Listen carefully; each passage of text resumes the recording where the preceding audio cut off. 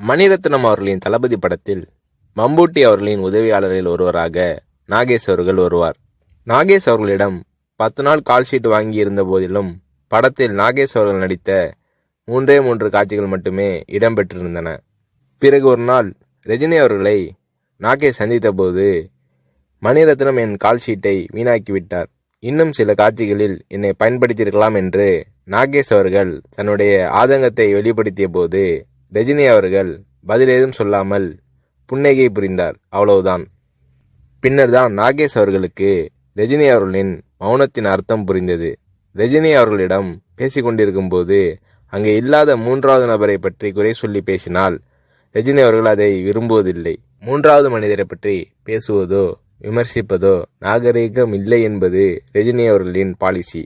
இது நாகேஷ் அவர்களுக்கு தெரிய வந்தபோது ரஜினி அவர்கள் மீதான மதிப்பு நாகேஷ் அவர்களின் உள்ளத்தில் பல மடங்கானது.